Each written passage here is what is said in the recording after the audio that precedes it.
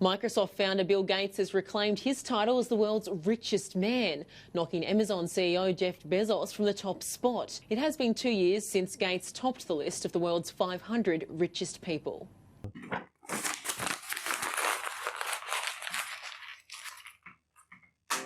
But ये सब कुछ सिर्फ और सिर्फ एक लकी इंसिडेंट की वजह से हो पाया। An incident so crucial in our history कि वो एक बड़ी वजह है in shaping our today's world.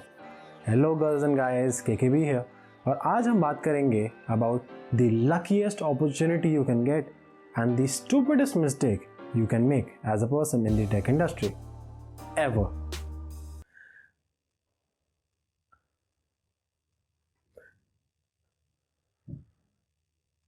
Roll the intro.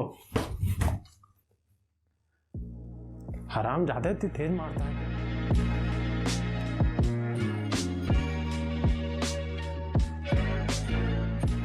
Okay, तो कहानी से पहले थोड़ा माहौल सेट कर लेंगे। ये दौर है 70s का।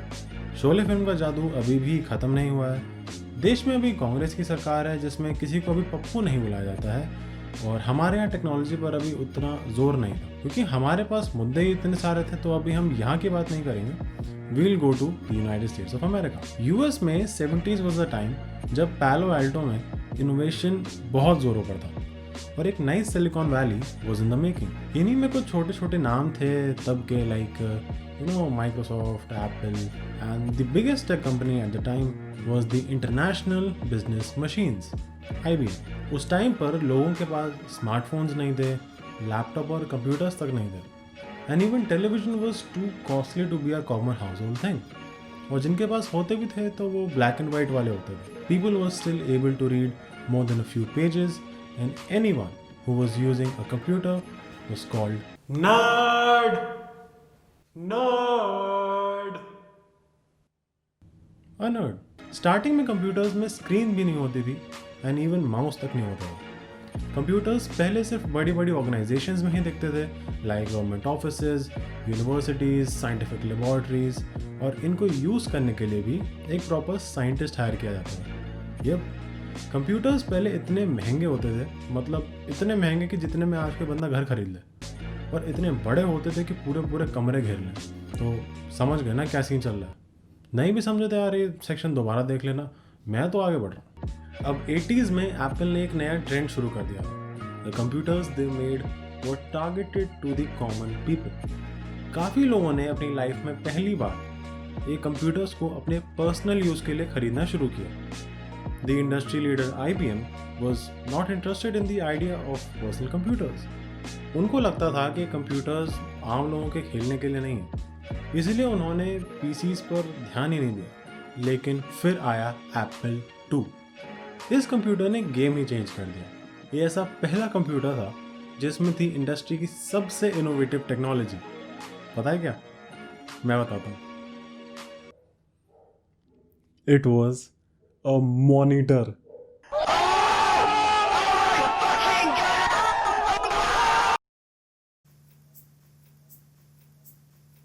Yeah, a monitor changed the industry। Apple II ने मार्केट में तबाही मचा दी थी। इनके सेल्स नंबर्स देख के IBM वालों की सटक गई और उनके ऑफिस में कुछ ऐसा सीन था।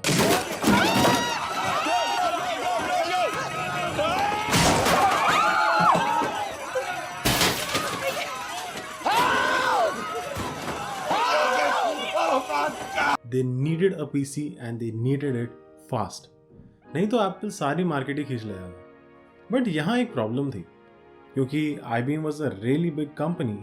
इसमें कोई भी डिसीजन लेने में बहुत टाइम लगता था, और जब तक सारी फॉर्मेलिटीज़ पूरी होती तब तक तो बहुत देर हो जाती। इसका सॉल्यूशन निकाला गया कि एक अलग टीम बनाई जाएगी which will report directly to the board of directors. But अब एक और प्रॉब्लम थी। IBM हमेशा से अपने प्रोडक्ट्स को खुद ही बनाता आया है, बट PC के लिए कंपोनेंट्स को पहले खुद डिज़ाइन करना और फिर उन्हें एज अ वायबल ऑप्शन अपने PC में लगाना, that would have taken them years. और इसका सॉल्यूशन निकाला गया कि IBM बाहर के PC के पार्ट्स अपने कंप्यूटर में यूज़ करेगा।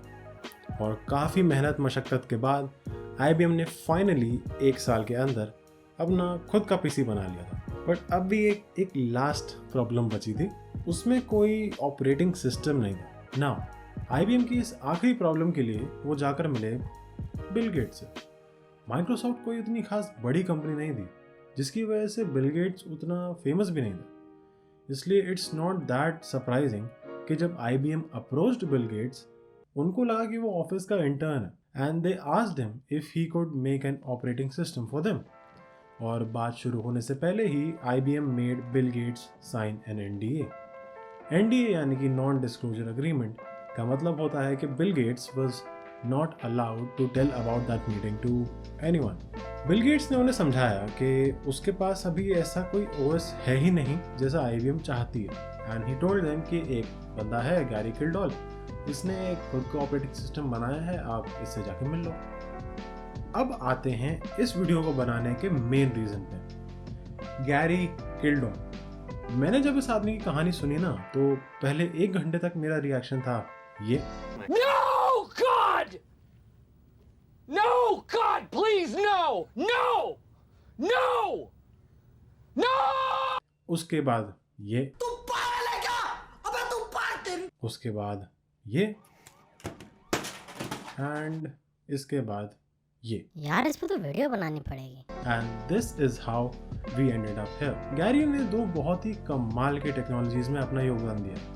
पहला है ऑपरेटिंग सिस्टम ऑफ कोर्स, और दूसरा है बेसिक इनपुट आउटपुट सिस्टम यानी कि बायोस। जिनको समझ आ गया गुड फॉर देम, बाकी लोग छोड़ो यहाँ जान के भी क्या ही करो। IBM ने बिना टाइम वेस्ट करे तुरंत गैरी से मिलने उसके घर गए। गेट्स ने गैरी को कॉल करके पहले ही बता दिया था कि काफ़ी इंपॉर्टेंट लोग तुमसे मिलने आ रहे हैं, treat them nicely. Bill Gates NDA की वजह से IBM का नाम नहीं ले सकते थे, इसलिए ही वॉज एज वेग एज पॉसिबल। गैरी ने बिल गेट्स की बात को सीरियसली नहीं लिया। उनको लगा कि होगा कोई नॉर्मल बंदा जिसको उनके OS का लाइसेंस चाहिए होगा, बिकॉज ऑफ विच इस मीटिंग को भी उन्होंने एक कॉमन मीटिंग ही समझा और इसका नेगोशिएशन करने के लिए अपनी वाइफ डॉर्थी के ऊपर छोड़ दिया, which was really common in their company, और खुद चले गए सॉफ्टवेयर की डिलीवरी करने। यप, तभी internet was not a thing and software को खुद जाकर ही डिलीवर करना पड़ता था। तो जब IBM वाले गैरी के घर पहुंचे तो before even starting the talk, IBM वालों ने डॉर्थी को फोर्स किया कि वो भी NDA साइन करें, बट डॉर्थी ने मना कर दिया और उनके लॉयर ने भी इनका साथ दिया। And after a lot of tries, IBM executives became furious and left Gary's home. Now this was his first fuck up and मुझे इस बात पे उतना गुस्सा नहीं आया। I mean, it was just an honest mistake. Main गुस्सा आया मुझे इनके दूसरे ब्लंडर पे। Let's talk about that. IBM वालों ने बिल गेट्स से दोबारा कॉन्टैक्ट किया and the conversation went basically like this. What the bro, ये दोनों किसके पास भेज दिया हमको OS लेने के लिए? इसे तो पड़ी नहीं है बेचने की। बिल, मैं तेरे से आखिरी बार पूछ रहा हूँ, तुझे OS देना है या नहीं? बिल ने इस बार पहले सोचा और इस बार IBM को अश्योर किया कि माइक्रोसॉफ्ट उनको एक ऑपरेटिंग सिस्टम देगा। अब सवाल ये था कि जहां कुछ दिन पहले तक बिल गेट्स के पास ऑपरेटिंग सिस्टम था ही नहीं, अब अचानक से कहां से OS प्रकट हो जाएगा। यहाँ बिल गेट्स ने चला अपना पहला बिग ब्रेन मूव। एक्चुअली हुआ ये था कि उस टाइम पर किसी ने गैरी के ऑपरेटिंग सिस्टम की एक फर्स्ट कॉपी बनाई थी एंड वो लोकली काफ़ी फेमस थी। उस कॉपी का नाम था QDOS, which stands for Quick and Dirty Operating System। इसको ऐसे समझो कि अगर गैरी का OS Adidas है तो QDOS Adibas था। बिल ने QDOS को $50,000 में खरीदा एंड ट्वीटेड जस्ट इनफ कि IBM वाले उससे खुश हो जाएं। इस OS का नया नाम बना MS-DOS यानी कि Microsoft Dirty Operating मेरा मतलब है Microsoft Disk Operating System। IBM executives were really happy with MS-DOS and decided to make a deal with Bill Gates। अब यहाँ बिल गेट्स ने चला अपना दूसरा और फाइनल बिग ब्रेन मूव। जहाँ IBM इस OS को खरीद के अपना बनाना चाहती थी, बिल गेट्स ने कॉन्ट्रैक्ट में कहीं स्पेसिफाई ही नहीं किया कि ये डील एक्सक्लूसिव है, विच बेसिकली मेंट कि वो OS अब भी माइक्रोसॉफ्ट का था और IBM जहाँ उसको खरीदने के हिसाब से पैसे दे रहा था, it basically became a licensing deal. But IBM वालों ने इस पे उस टाइम उतना ध्यान भी नहीं दिया and on 12th of August 1981 IBM unveiled their first ever PC and guess करो उसका नाम क्या था? IBM PC। इस पीसी ने मार्केट में तबाही मचा दी थी और यहाँ से एप्पल और IBM की एक अलग वॉर शुरू हो गई थी जिसे हम लोग अभी अवॉइड करेंगे, वरना ये 10 मिनट की वीडियो 40 मिनट का पॉडकास्ट बन जाएगा। गैरी को कुछ टाइम लगा समझने में, बट ही फिगर्ड आउट के what was going on. Gary IBM के पास गए एंड उनको कोर्ट केस की धमकी दी। IBM वालों ने कहा कि ठीक है ब्रो, चिल, एक काम करते हैं, हम MS-DOS और साथ में तुम्हारे OS का भी ऑप्शन यूजर को देंगे, तो वही चूज कर लेगा कि उसे क्या चाहिए। गैरी को लगा कि ये काफी फेयर सेटलमेंट है and he agreed to it. But यहाँ गैरी ने किया arguably the most stupidest move one can ever think of. जब पीसी लॉन्च हुआ तो विंडोज का ऑप्शन जहां बस $40 में अवेलेबल था, गैरी ने अपने OS का प्राइस रखा था $240। मतलब गैरी ने अपने प्राइस अपने कंपटीशन से 6 गुना ज्यादा रखा था। देखो, ये साल बहुत ही अजीब जा रहा है। हर रोज यहाँ तो कोई मर रहा है या तो बैन हो रहा है, और मुझे फिर भी पूरे साल में सबसे ज्यादा गुस्सा इसी बात पर आया। गैरी को लगा कि जनता को क्वालिटी खरीदने में ज्यादा इंटरेस्ट होगा rather than buying the cheaper product.